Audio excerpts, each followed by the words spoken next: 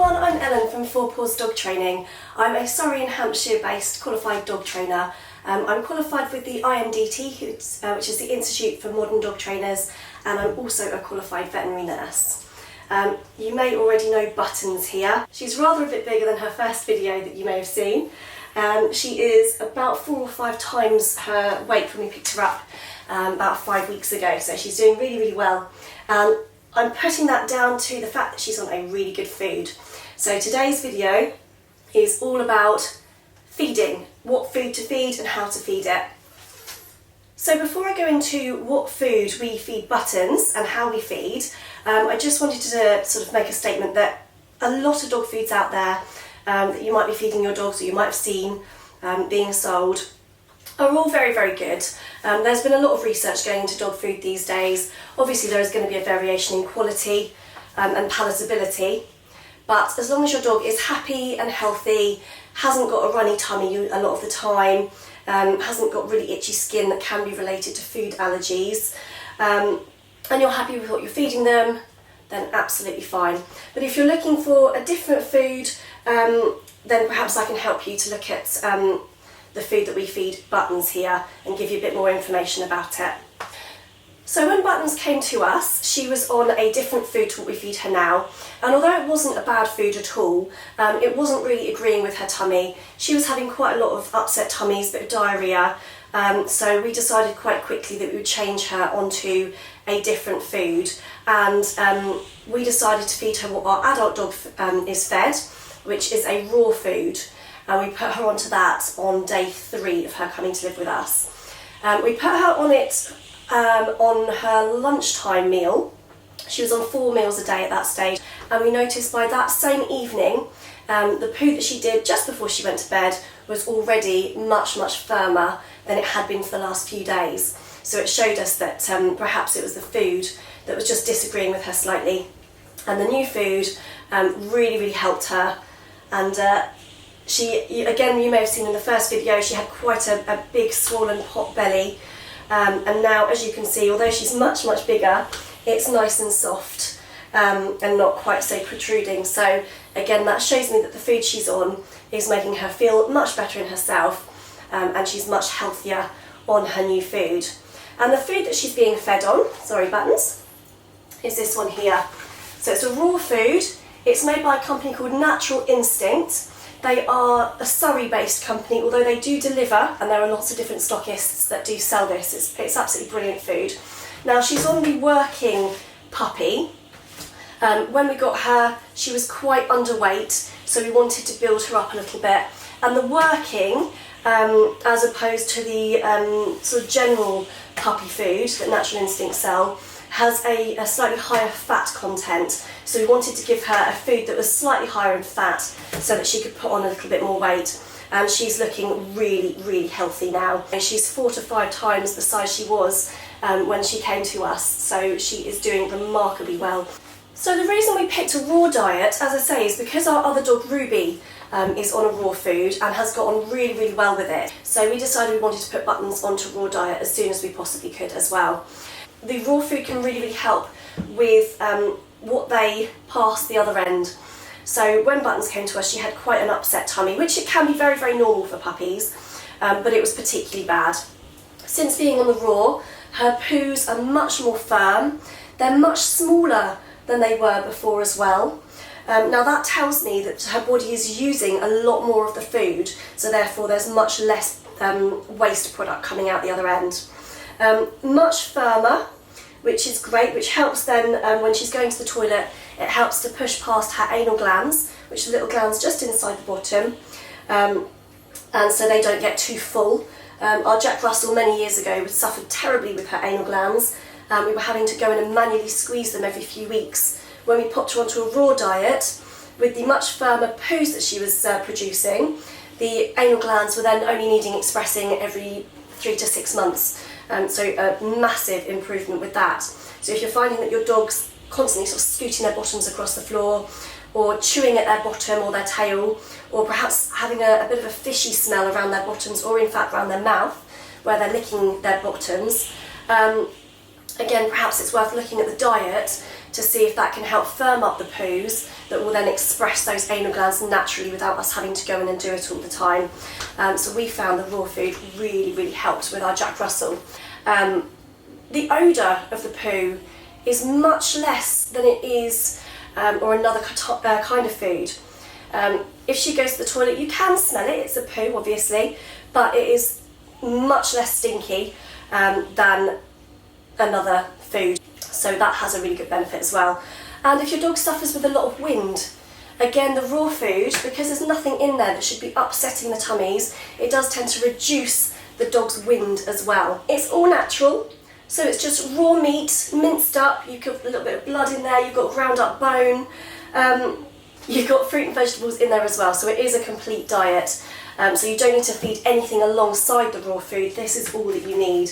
And just make sure that it has the word, whether you can see it on the camera there, just here, it has complete balanced raw food for dogs. Natural human grade ingredients as well, so it's all human grade, so it's all very good quality ingredients, meat and fruit and veg and everything that's going in there as well. So that is what we're going to feed Buttons on. If you're finding your dog gets quite itchy skin or red inflamed skin, sometimes that can be to do with a food intolerance as well, or a food allergy. So again, the raw food is very natural. There shouldn't be anything in there that's going to cause any food allergies or skin conditions. So again, if your dog has got any of those problems, it might be worth looking at the food and seeing if a raw food can help that. But please speak to your veterinary practice first, speak to your veterinary surgeon just to get their advice. And as you can see, Buttons has a nice glossy, lovely soft coat, so it's keeping her nice and healthy. Now, Buttons being a puppy, she came to us at 9 weeks where she was on 4 meals a day, and then when she turned 12 weeks, we dropped her down to 3 meals a day. Now she's coming up 15 weeks and she's still on her 3 meals a day, and she'll be on 3 meals until she is around 6 months old. Once she turns 6 months, as long as I'm happy with her weight, then I will drop her down to 2 meals a day, and that's where she will stay. So 2 meals a day from around 6 months. Some dogs, some puppies do like to drop a meal a little bit sooner than that. As long as their weight is stable and you're happy that they're healthy, then maybe at around 5 months if they've chosen to drop one of their meals, then I wouldn't be too concerned. But otherwise we'll be feeding her 3 meals a day until she's 6 months old. Obviously, as puppies, we like to train them and we give them treats while they're training as well. So just a couple of tips on what treats to give them when they're puppies, or adult dogs indeed. So I've got here some sprats, which are basically dried whitebait, little dried fish, and they are literally, you can see there, they are whole little tiny fish, heads and eyes and tails and everything. They look absolutely awful. But again, they are just natural dog treats. There's no additives in there, they're very healthy. The oils are just going to hopefully help the dog's coat. They shouldn't be upsetting tummies or making them sick unless you're giving them huge quantities. But each one of these fish, they're about the size of my little finger there. And I wouldn't give her one treat every time she does something. One of those little fish would break down into possibly between 6 and 10 treats. So tiny pieces. So that's what I tend to treat my dogs with. I also sometimes use lamb's lung, or lamb puff as they're sometimes called as well, which is just like a dehydrated lamb's lung. Again, very healthy, nothing in there that should be upsetting tummies, but just break them into tiny little pieces. And lastly, if I want to treat my dogs, then this here is a cow's trachea. So for Buttons here, she'll probably be having a piece maybe a couple of inches long, and that will entertain her for a little while. It's nice and fatty, so again, for her wanting to put on weight, that was a really good thing to give her. But that is called beef pipes. Again, Natural Instincts sell that, but I'm sure you can get that in other places too. So that's what I tend to feed. I also do give raw bones to the dogs, but please get advice. If you're feeding bones to your dog, just get advice on which bones to feed for the age and the size of your dog. Please don't over-treat your dog. You just want to be giving them little tiny pieces, about the size of my little fingernail, depending on obviously the size of your dog. She'll be getting something about the size of my little fingernail, only when she's been doing some training. So for perhaps 10 minutes, a couple of times a day, I'll be treating her. She might get the odd chew or trachea, something like that, but that won't be every day.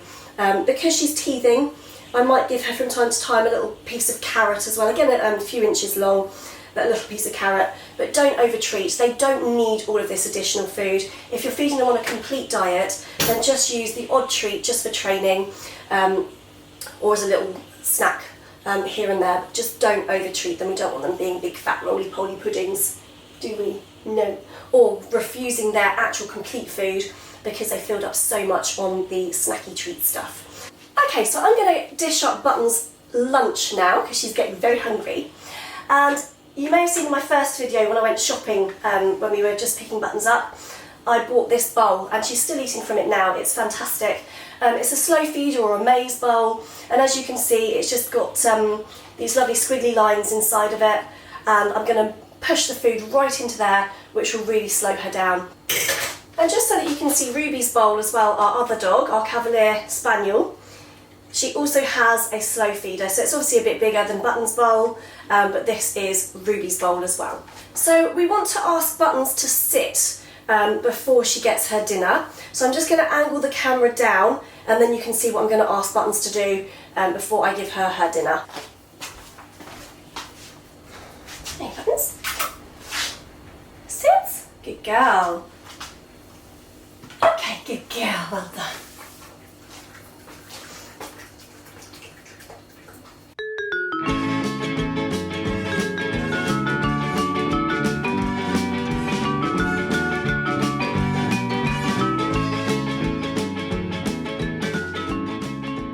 So Buttons has just enjoyed her lunch, and as you can see she ate it really well. I've got the bowl here, so it's nice and polished off and clean. However, we'll just give that a nice clean because it has had raw food in it. And I'm going to keep that up and off the floor so that my daughter can't handle it. So we're just going to pop it in the sink, give it a wash, and then leave it on the side until her next meal time. As you can see, I asked Buttons to sit before I put her food on the floor. I just want to create a little bit of manners there, really. I don't want her to be jumping all over me while I'm trying to put her food bowl down, knocking it out of my hand, especially as it's raw. I don't want it to fly everywhere. So I've just taught Buttons to sit while I put the food onto the floor. However, I don't want to build any frustration when it comes to meal times for Buttons. So as long as she's sat and I've been able to put the food on the floor without her jumping on the food, then she can have her food straight away. That's absolutely fine. I'm not going to be taking her food away from her while she's eating. There is old thoughts that suggest that you should be able to take anything away from your dog without them being able to retaliate. My argument, I suppose, to that is, why would you want to be taking their dinner away? It's very much sort of pack theory, hierarchy. I'm human, I'm in charge, I should be able to do what I like and you should have to tolerate it. And that's definitely not the IMDT way, and certainly not my way of training. It's all about respect. I've given her some food, she's allowed to eat it, and she should be allowed to eat it in peace. So when she had her meal, as you could see, I stepped away and that was her time to eat, and it took her as long as it needed to take her. I'm not going to interfere with her. I'm certainly not going to be trying to touch her or talk to her. And I'm certainly not going to be taking her food away from her. That is her safety time. Sometimes we can cause something called resource guarding, which is where a dog highly values whatever resource it is, be it food, a toy, a human, another animal, a doorway, lots of different things that they can highly value. They get security from or comfort from, or they feel it's vital in their survival.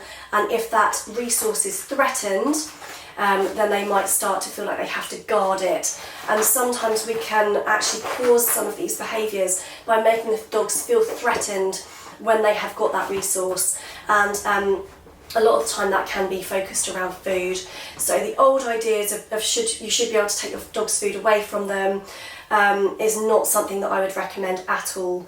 When we give them their food, that is their time, they should be able to enjoy it. So we want to keep other animals away, we want to keep children away, we want to keep other people away, just so they are allowed to enjoy their meal without feeling any sort of threat, which may later result in them trying to guard it. And guarding behaviours can be growling. Obviously they can then try and bite you, lunging. We don't want any of that to happen. So when Buttons is given her food, I step away and I let her eat it in peace. I have a 2-year-old. Bella knows that she has to move out of the kitchen. She's not allowed to be around the dogs while they're eating their dinner, just so that they feel safe and secure. So I don't ask her to sit and wait for a long period of time.